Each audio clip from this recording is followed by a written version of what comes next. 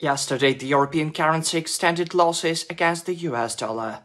Tuesday's data showed the annual inflation rate in Germany stood at 2% in October, confirming initial estimates. Compared to September, German consumer prices rose by 0.4% last month, also in line with initial forecasts. Market participants then shifted their focus to data on economic sentiment and current conditions from the euro area and Germany. The indicators turned out to be worse than expected. The ZEW Economic Sentiment Index for the Eurozone missed market expectations, falling from 20.1 points in October to 12.5 points in November. The German ZEW Current Conditions Index dropped from minus 86.9 points to minus 91.4, signaling a gloomy economic picture. This situation reflects broad challenges within the country's auto industry, exacerbated by increased tariffs on Chinese-made electric vehicles imposed by the European Union. The German economy, once Europe's main growth engine, is also struggling with the high energy prices and elevated interest rates. Against this backdrop, the euro is logically losing value. The British pound suffered even greater losses. Since the opening bell, sterling has shed around 150 pips, weighing down by UK labour market data. Britain's unemployment rate rose to 4.3% from July to September 2024, up from 4% in the previous three-month period. This signals the need for further interest rate cuts by the Bank of England. In addition, the UK claimant count change increased by 26,700 in October after rising by 10,100 in September.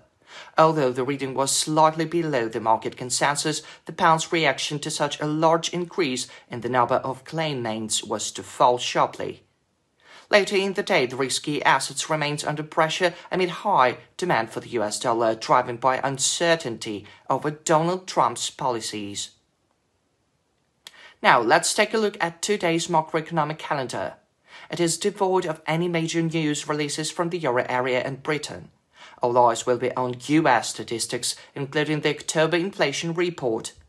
Measured month to month, US consumer prices are estimated to have ticked up 0.2% from September to October, the same as in the previous month. On an early basis, US consumer prices are estimated to have increased by 2.6%. Core inflation is forecast to have climbed by 0.3% month-on-month and 3.3% year-on-year in October. If the readings come in above expectations, signaling a spike in US inflation, the anticipated December rate cut could be postponed. A more cautious approach by the Fed, especially after Trump victory, would contribute to further gains in the greenback. If data shows that inflation is cooling, expectations of further monetary policy easing will rise, putting pressure on the dollar. This will allow the euro and the British pound to enter a bullish correction.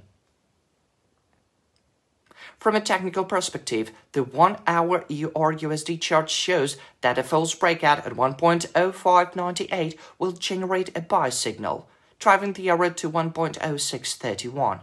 If the price breaks through this level and tests it from above, it will open the way to 1.0661 and 0694. At this I recommend going short on the rebound to catch an intraday correction of 25-30 pips. Short positions at 1.0661 and 0631 can be considered after a false breakout. And new 1-month low at 1.0598 can be seen as a target. Its breakout will pave the way for further losses to 1.0569 and even 0545. At this mark, it will be wise to go long on a rebound in anticipation of a 20-25 pip move. Going long at 1.0569 and 1.0598 will only be relevant in a false breakout. Speaking of the British pound, the primary task for bulls today is to protect the 1-month low of 1.2719. A false breakout at this level will generate a buy signal pushing sterling to 27.52. If the price breaks through and consolidates above this mark, the British currency is likely to rise to 1.2790 and possibly 28.27. At this level, traders are advised to go short on the rebound, expecting a move of 35-40 pips. Short positions at 1.2790 and 27.52 can only be opened after a false breakout. The target will be 27.19. If the price breaks through and fixes below this level amid muted buying activity, the volume of short positions will increase, with sterling diving to 26.95, 26.67 and even 26.43.